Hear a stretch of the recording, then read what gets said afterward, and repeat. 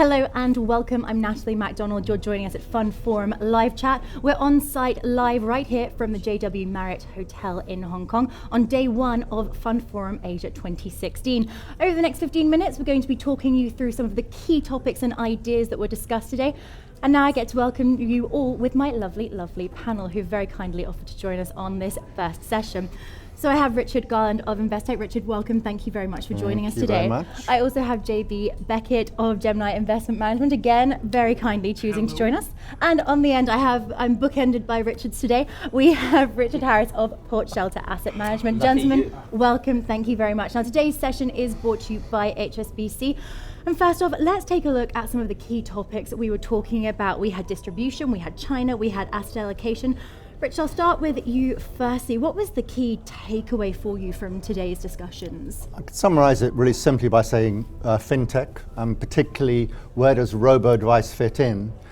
Could Roboadvice work in Asia? Now the view was probably not in the short term, but certainly over time, the disruptive nature of technology changing the face of distribution.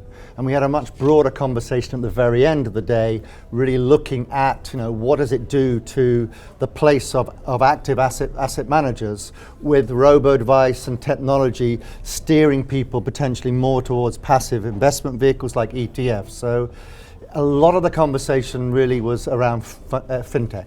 Well, that really fed into the asset allocation discussions today as well. I know one of the panels I was involved in was really talking about the threat of online platforms to fund managers and to the industry, and again, forcing those changes. Richard, was that something that you kind of came across a lot today as well? It certainly did come up because I think robo-advisors are the flavour of the month at the moment, and how are they going to fit in? How disruptive are they going to be? Are they going to be the Uber, or will they just become part of any asset manager? So I think the whole idea of online is seen as an issue, but maybe not as a threat. Is there this understanding that the asset management sector really doesn't know what direction it's going in next, not only from a fintech perspective, but also from a regional perspective? Obviously, we discussed a lot today about China deregulating and liberating itself. It's really struggling to find those next steps. JB, was that something that came out for you today as well? I'm just enjoying this lovely glass of red wine, but cheers. Cheers, everybody. Cheers, very much so.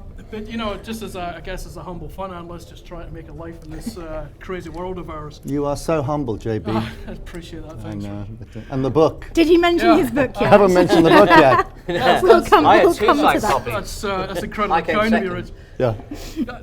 Funnily enough, there's an interesting story about that book, and you can thank Mr. Garland for that one. But as a fund analyst, you listen to all these inputs, all this debate about fintech. Do you feel threatened? Yes, you do.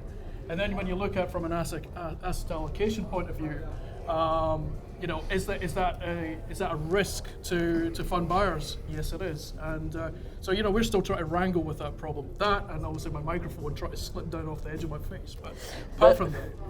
But actually, the thing with a lot of the disruption that we're talking about with tech is I'm not entirely sure it's actually reached the front end of the market. We've had enormous disruption in the back. We've had jobs going, we've had straight-through processing. There's been enormous change there, and regulation hasn't helped either. But at the very, very front, we've had presentations in the past on fund forums from people like Google.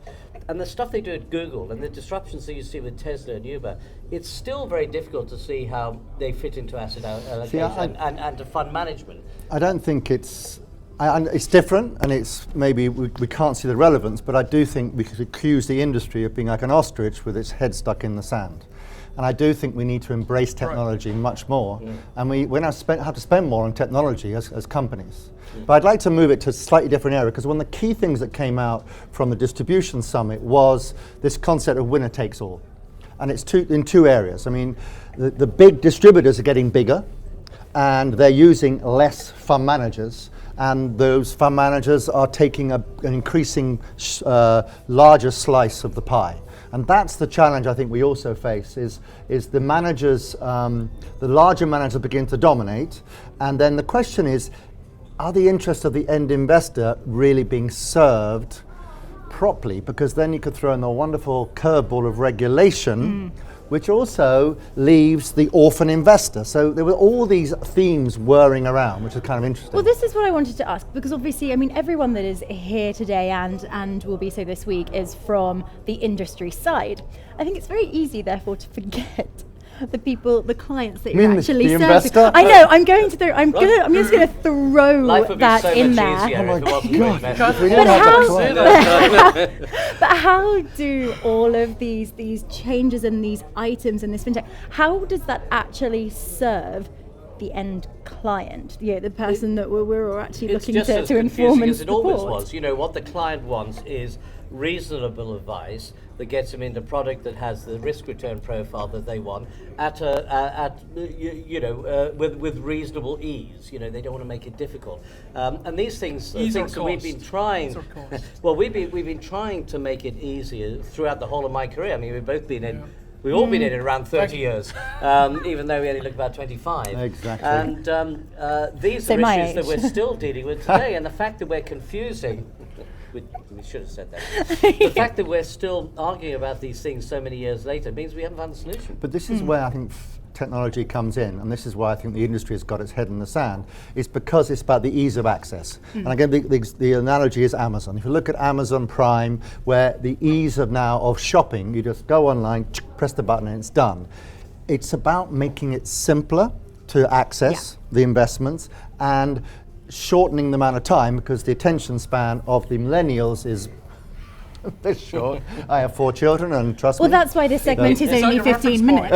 That's about as long as I can. That's a sure-wise reference point. No, so my point about this, though. Education? Is that why a lot of companies are investing in education? Because also you've seen a lot of the volatility, a lot of things with I keep hearing this thing about client education. I mean, doesn't it begin not with us, but it begins in school? I mean, why is it? Well, if you want to start going and teaching 9-year-olds about asset allocation. Exactly. Education is one thing, but annoyingly, it's quite. It can happen even at our age that we go into a product and it turns out not to be the right product, or the manager isn't particularly good, and you then feel slightly sore that you know so much as a seasoned professional about this thing, and you still feel as if you've been had. I think it goes back to Richard's point about simplicity is important. But how do you get over simplicity when people want to fly after the silvery things like a magpie? Well, that's it. But is not, in that respect, is education not almost the first line of defense for a lot of these, for a lot of managers who are being forced into... If someone goes online on Amazon and buys a product, do they have to know exactly how it's made? Or is it the the benefits? And what we do a really bad job of this industry is explain the benefits and the features of the products and linking it much more to outcomes. And that's where the industry is moving, and that's where it needs to continue to move towards creating simple outcomes. So when you buy a fund, you know that it's focused on giving you, say, 5%. And that's simple. And it's not going to give, well, the market may go up, the market may go down, we may outperform, we may underperform. But if you say, I'm going to give you 5%, over 3 years on average each year, that creates a simple expectation. And that's what we need to do more as an industry. But is that a veneer? Because, I mean, all we've heard from today from the asset allocation debate is that actually asset allocators are running towards complexity. So when we talk about education, is that actually just multi-asset propaganda? Do you care how the car is built? Do you care about the complexity of the engine? But or do you care about the performance? Is this not the tail wagging the dog? Because shouldn't we be thinking more about the investment side? I mean, I was speaking to a very seasoned fund manager the other day, and he said he can remember when the asset managers are at the top of the pile. And then the accountants became the top of the pile. Now we've got the distributors at the top of the pile, because these things are becoming more and more important. All of a sudden we're talking about, let's distribute investment products, but we're not talking about what kind of investment products. Are they the right ones? Are they today's, or are they looking at the future? And does it come in also to managing investor expectations, like you say, simplifying it and making sure that the client knows there's a 5% return or whatever? A lot of what also several of the panels have discussed today is not only managing investor expectations, but also that they need to be changed somewhat, because we're not in the waterfall era anymore. With this illusion that, obviously, I'm going to simplify this. So in Asia in particular, there's a lot of it's gambling money and they want the crazy high returns. But most investors globally don't want crazy returns. They don't want to lose money. Yep. I think the biggest thing I've seen in the last couple of years is people focus on the downside. They don't want the 20-30%. They're quite happy to have 5 or 6%, Yeah. but don't give me that 10% But actually, drop. there's also For a danger retirement there. funds Yeah, or self-managed exactly, super yeah. funds or that kind of thing. Because they've got more concerned about the downside, Yeah. they're actually now not necessarily looking at funds or at equities or bonds or whatever. They're sticking their money into property. They're speaking to somebody down at the golf club who's buying a private equity fund or something like that. And I suspect that we've actually lost a lot of potential assets out of the fund industry as a result. Rightly or wrongly. I think it's wrong, but it has happened. What were some of the, I know again in some panels that we sat in on, we were talking about illiquids being a really kind of popular asset class coming through. But again, I mean, what are you guys seeing, not only as discussed today, but more generally speaking? Well, the question is, do we have a race to the bottom when it comes to fees? So fees were a big discussion. Regulation and fees, the cost of regulation, and maybe the misplaced nature of regulation, but also the need for fees to come down. And that is important, and that's good, because we do need to eventually make sure that the end investor pays less. And that's right. I mean, and I think that's where we are going to go. But it's the question of how we get there, and to what extent ETFs or passive funds drive us inexorably down to lower fees. Right. I mean, that's the challenge, and that's the I think the biggest takeaway. But it does. You're right, and it does sound very noble. But as an industry, we have preserved a quantum in terms of cost between the institutional book and retail book. We still expect retail investors to pay a much higher fee. JB, I'm going to have to interrupt you here, because why are the fees so much higher than the institutional fees? Because we have to pay the distributor. And the net retained fee of the fund manager on funds is the same as what we get for running institutional money. And that's why we have RDR, baby. And that's why we got MiFID. And we are pure on the asset management side. But the inevitable consequence of lower fees is much bigger companies. Companies will merge, so you're going to have a huge, and we've already got them, huge fund management companies. And the middle ground will have to go very niche, and the smaller ground will just go. That means we're going to have very few small companies coming in, very few people being able to start stuff, unless you have a billionaire say, well, I want to start a fund in this area. And then where is the industry going to be with 3 or 4 competitors? Eventually it'll be broken up. No, but I agree, and that's the winner takes all, because the big ones get bigger, and then maybe it's all too big to fail, just like the banks, Oh gosh. Oh, And God. hence you end up with these, not to quote my book, available good You got to buy the book. I got a signed copy. Can we let's talk about Where's the book? about this book. Right. Because we had a book signing today. Oh. It was very. I mean, Rich, I think you got 2. Did you get 2 Yeah, copies? right. Well, I came Even- second in the prize. And even my son George had the book signed by JB. I mean, you are appealing to millennials. Well, it's only And my fair. daughter too. I was here this time. I was here this time last year. She'll be delighted you just outed her as, I as know, not being a that's right. millennial. Do you notice I mentioned my son George, his name? Twice now. Yeah. Well, my name's Natalie. I'm sure we did I know, introductions. Does George get his good looks from his mother's side? Clearly does, funny yeah. one, I'm sure he's got a thank full you. fat. Yeah, he's got full head of hair, Okay, yeah. but as a millennial, As I'm come George will on. enjoy the book very much so. He will, yes. Well, I think if anyone who, for us oldie types who liked 70s spy films, I think there's a little bit for them. For millennials who are actually genuinely into fintech, who aren't just pretending, as most of us up here are, then I think they will generally resonate. So, Well, presumably you typed on a computer. That's some sort of fintech. No, there's still no link. There's still- I try Let's to- talk about fintech at the moment, because I have a real problem with it. When I go to conferences now, virtually every exhibitor, this is slightly different, virtually every exhibitor is a fintech. They're all funded by private equity firms, they're all burning cash like crazy, and they all seem to do the same thing. I don't know if you guys are seeing anything new in there, but once you've seen one straight-through processing system, you've almost seen them all. And how do you choose? well, I'm was it? actually seeing innovation. I think if you look in the United States, like things like hedgeable.com, I think they're trying to generally do something a bit different.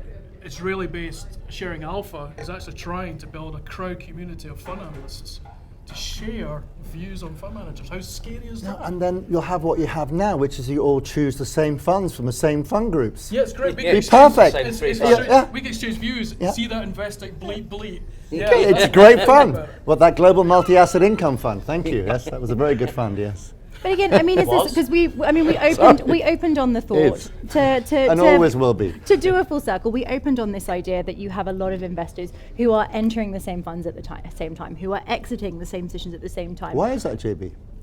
Why is that? Because your book answers that question. It can't answer, it does answer. I think I do infer an answer to that.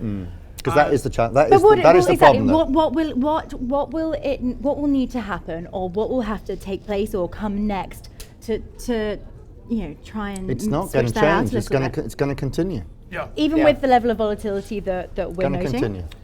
I think it's suitable. There is no disruptor that I can see in there that's changing things. Certainly not in the short No, term. but apart from I've been looking ETFs, for it for 3 or 4 but apart years from for a ETFs, disruptor. they're the only disruptor. ETFs were a disruptor, and I'm not sure will they be robo-advisors. In fact, ETFs and robo-advisors in the last 3 Go together, years, yeah. and I've been looking a lot for the next wave to ride on myself.